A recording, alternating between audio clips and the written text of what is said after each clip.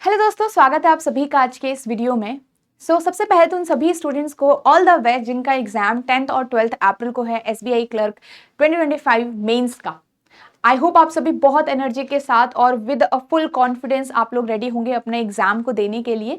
आज के इस वीडियो में मैं आप सभी के साथ कुछ इंपॉर्टेंट टिप्स और लास्ट मिनट टिप्स शेयर करना चाहूंगी जो आपके लिए बहुत ज़्यादा इंपॉर्टेंट है, जो आपको एग्जाम से पहले पता होना चाहिए, जिससे आप एग्जाम के दिन और अच्छा परफॉर्म कर पाओ और अच्छा आउटपुट निकाल पाओ और लास्ट में अच्छा स्कोर कर पाओ।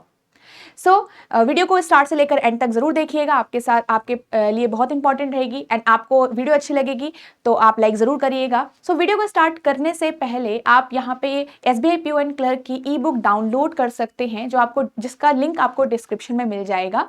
इसमें आपके प्रीवियस ईयर क्वेश्चंस इन्वॉल्व हो रखे हैं, जिसके आंसर्स भी आपको प्रोवाइडेड है, तो यहाँ पे से आपको एक हेल्प मिल जाएगी।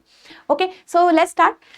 यहाँ पे सबसे पहले तो क्यों इंपॉर्टेंट है लास्ट मिनट टिप्स, क्यों हमें थोड़ा सा ये चीजें पता होनी चाहिए, क्योंकि काफी स्टूडेंट्स होते हैं जो लास्ट डे तक अच्छा प्रिपरेशन कर रहे होते हैं, बहुत हार्ड वर्क कर रहे होते हैं, ठीक है, टेस्ट में भी ठीक मार्क्स आ रहे होते हैं, but at the and exam के दिन उनकी परफॉर्मेंस अच्छी नहीं होती है। किसी भी कारणवश वो वहां पे जो सोच के आए थे कि उतना वो कर लेंगे अटेम्प्ट, उतना वो क्वेश्चंस वहां पे सॉल्व कर पाएंगे, बट वहां जाके उन्हें समझ में आ रहा होता है कि वो नहीं कर पा रहे हैं सॉल्व, राइट। वो पेपर को ढंग से अटेम्प्ट नहीं कर पा रहे, जितना कॉन्फिडेंस उन्हें घर में था अब उन्हें उतना कॉन्फिडेंस नहीं आ रहा है।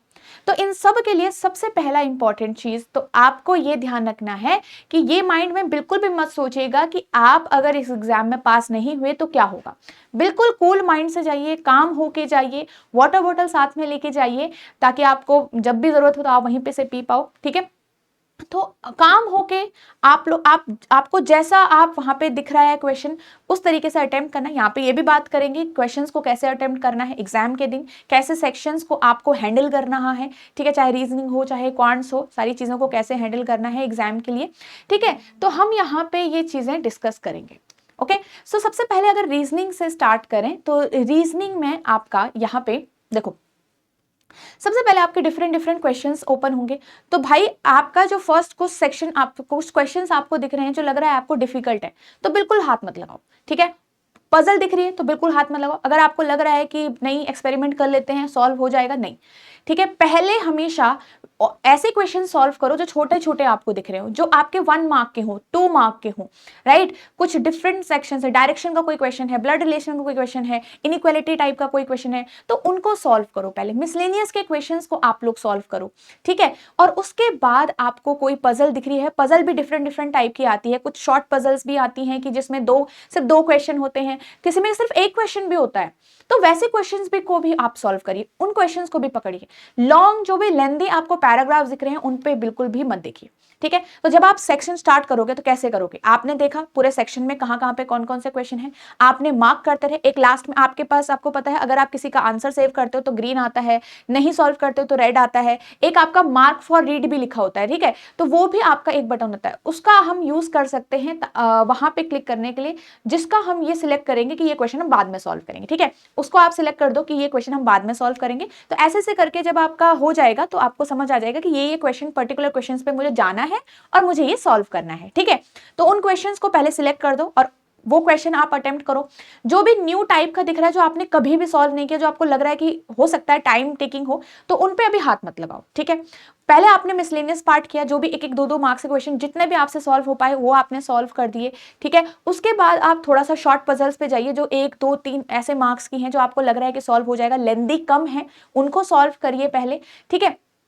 उसके बाद आप थोड़ा जो न्यू पैटर्न टाइप का अगर क्वेश्चन आपको दिख गया, थोड़ा एक बार रीड करो, कंडीशन इंस्ट्रक्शंस को अच्छे से रीड करो। आपको लग रहा है कि आपसे सॉल्व हो जाएगा तो बिल्कुल उसको सॉल्व करिए, बट एटलीस्ट उनको ट्राई जरूर करना कि वो, क्योंकि सॉल्व करने के होते हैं, मतलब डुएबल होते हैं बाकी क्वेश्चंस के मुकाबले। तो आप लेंदी क्वेश्चंस पे पहले हाथ मत लगाना कि भाई बहुत बड़े बड़े पैराग्राफ्स आपको नहीं करने हैं, ओके। फिर अगर आता है क्रिटिकल रीजनिंग आपके एग्जाम में। अब इसमें काफी स्टूडेंट्स होते हैं कि यार ये तो बहुत जल्दी सॉल्व हो जाता है, टाइम टेकिंग नहीं होता है, बट याद रखिएगा अगर पे आपको लगता है कि आपकी एक्यूरेसी अच्छी है तो ही वहां पे क्वेश्चंस को सॉल्व करना है, और साथ में अगर आपको कोई फेवरेट टॉपिक आ जाता है तो ही उन क्वेश्चंस को सॉल्व करना है। आपको लगता है इस पर्टिकुलर टाइप ऑफ क्वेश्चंस को आप अच्छे से सॉल्व कर लेते हैं तो ही उनको सॉल्व करिएगा, ठीक है। ये ध्यान रखना। और कब आपको सॉल्व करना है, तो पहले तो आपने 1-1 2-2 मार्क्स के मिसलेनियस टाइप किया, लास्ट में जब आप सबसे थक गए, जब आपका सारा खत्म हो गया कि भाई सारे क्वेश्चंस निपट गए हैं, जितना आता था वो हो गया है, अब देखोगे क्रिटिकल रीजनिंग से कुछ हो पा रहा है तो ठीक है, पर पहले से मत करना, ठीक है। पहले से एक्सपेरिमेंट मत करना उन पे, ठीक है। लास्ट में देखिए उनको,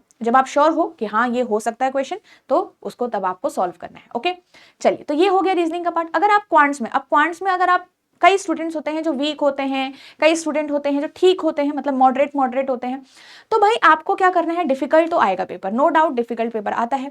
आपको क्या करना है, जो 1-1 मार्क के छोटे छोटे क्वेश्चन आपको लग रहे हैं कि सॉल्व हो जाएंगे, उनको सॉल्व करो। यहाँ पे आपके जो अरिथमेटिक का कुछ 1 वाला क्वेश्चन भी आता है, जो 1 मार्क वाला होता है, जिसमें थोड़ा सा 1-2-3 लाइन का क्वेश्चन होता है, 3-4 लाइन का क्वेश्चन होता है, और उस पर बेस्ड आपको सॉल्व करना है, ठीक है। तो ऐसे क्वेश्चन आपको पहले पकड़ने हैं। जैसे हम प्री में तो ये चीजें कहते हैं कि लास्ट में करो, अरिथमेटिक वाला पार्ट लास्ट में करो, बट यहाँ पे आपके जो सिंगल क्वेश्चंस हैं अरिथमेटिक के, और अगर आपने वो टॉपिक पढ़ा हुआ है, आप उस टॉपिक में अच्छे हो, तो उनको सॉल्व करिए। याद रखना, उन टॉपिक को मत हाथ लगाना जो टॉपिक आप, जिसमें आप स्ट्रांग नहीं हो, ठीक है। जैसे आपकी डिफरेंट डीआईज भी आएगी, ऐसे डीआई उठाओ जो आपका थोड़ा सॉल्वेबल है, जो थोड़ा सा समझने में आसानी है जिनको, ठीक है।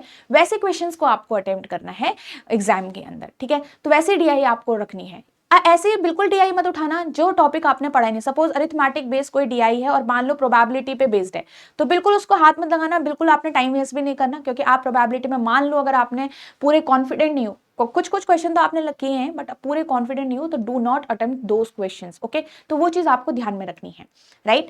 तो यहाँ पे ये चीज बहुत इंपॉर्टेंट रहेगी कि आप सिलेक्ट कैसे करते हो क्वेश्चन, अपना जो टाइम आपको मिला होता है वो टाइम आप कैसे वहां पे इन्वेस्ट करते हो।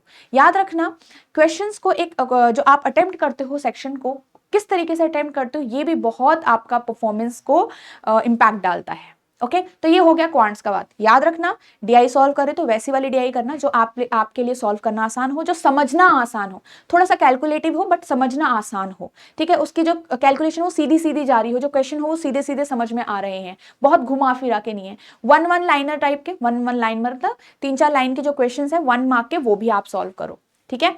उसके बाद कुछ डिफरेंट 1-2 मार्क्स के क्वेश्चन है, उनको सॉल्व करो, ओके। अब जे वाले पार्ट में आता है। जे वाले पार्ट में आपको लग रहा है कि आप ये सही है आंसर, तो मार्क करिए।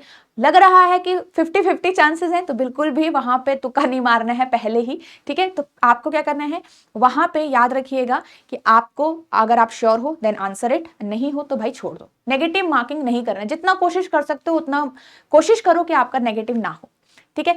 नेक्स्ट आपका आता है इंग्लिश कॉम्प्रहेंशन, इंग्लिश वाला पार्ट। इंग्लिश वाले पार्ट में कॉम्प्रहेंशन वाले पार्ट्स आते हैं, आपके आरसीज आती हैं डिफरेंट, मतलब पहले प्री में तो एक ही आती है, यहाँ पे डिफरेंट आती हैं, 3-4 आ जाते हैं। तो वो पैराग्राफ्स को जब आप देखोगे तो पहले तो अगेन मिसलेनियस ही उठाओगे आप। जो 1-1 मार्क वाला क्वेश्चन है, कनेक्टर, इस टाइप के कुछ क्वेश्चंस आ गए, एरर वाला कुछ क्वेश्चन आ गया, इस टाइप के कुछ क्वेश्चंस आपके उसमें आ रहे हैं, तो उन्हें पहले देखिए, ठीक है। उन पे टाइम डिवोट करिए, और उसके बाद थोड़ा सा आरसी वाले पे, उसके बाद जब आपने कुछ क्वेश्चंस अटेम्प्ट कर लिए फिर आरसी वाले पे जाइए, ठीक है। जितनी भी आरसी हैं याद रखो, उन्हीं टॉपिक वाइज देखो वो आरसी किस पे डिपेंड है। अगर वो उस टॉपिक पे डिपेंड है जो बहुत कॉम्प्लेक्स है, राइट, डिफिकल्ट भाषा में लिखा है, तो बिल्कुल उन पे हाथ मत लगाओ आप, क्योंकि हो सकता है उसको समझने में आपको प्रॉब्लम है। अगर समझने में प्रॉब्लम है तो उसके क्वेश्चंस को अटेम्प्ट करना भी थोड़ा डिफिकल्ट हो जाएगा, उसके क्वेश्चंस भी हमारे लिए समझना मुश्किल हो जाएगा। तो आंसर हम कैसे करेंगे, क्योंकि यहाँ पे ऐसे क्वेश्चंस भी आते हैं मेंस में कि what is concluded here, what is the message the author is trying to give you, ऐसे क्वेश्चंस भी आते हैं, ठीक है। तो ऐसे क्वेश्चंस के लिए आपको आरसी को समझना बहुत इंपॉर्टेंट है, राइट। तो यहाँ पे ध्यान रखना, वैसा वाला आरसी बिल्कुल मत उठाना जिसकी लैंग्वेज बहुत कॉम्प्लेक्स है, जो ऐसे टॉपिक पे डिपेंड है जो आपको बिल्कुल भी समझ नहीं आ रहा, जिसमें आपकी नॉलेज खुद भी बिल्कुल नहीं है। तो जो नॉर्मल बेसिक टॉपिक्स पे आपका आरसी डिपेंड होगा, उनको सॉल्व करना, उनको अटेम्प्ट करना, ठीक है। याद रखना, जो बहुत ईजी है, बहुत डुएबल है, जो बहुत डुएबल आपको लगेंगे एग्जाम में, चाहे वो कोई भी सेक्शन है, उन्हीं क्वेश्चन को आप अटेम्प्ट करोगे, ठीक है। पहले जहां पे भी आपको लगा कि भाई ये तो नहीं होने वाला सॉल्व, उसको वहीं पे छोड़ दो। मार्क फॉर रीड करो, आपको लग रहा है कि बाद में जरूर सॉल्व कर पाओगे, मार्क फॉर रीड करो, आगे बढ़ो, ओके तो ये सारी चीज़ें रहेगी जो आपको इंपॉर्टेंट है, जो आपको याद रखना है एग्जाम के दिन। और बिल्कुल अगेन मैं से बोल रही हूँ, अगेन मैं आपको सजेस्ट कर रही हूँ कि कूल माइंड से जाना, पहले से ही कोई भी अजम्पशन मत करके जाना डिफिकल्ट आएगा आसान आएगा, कुछ नहीं, ये एज्यूम ही नहीं करना है। अगेन डिफिकल्ट है सबके लिए है, आपके लिए आसान है तो वो सबके लिए आसान है, आसान है तो अच्छे से सॉल्व करो, डिफिकल्ट है तो फिर भी कोशिश करो, राइट।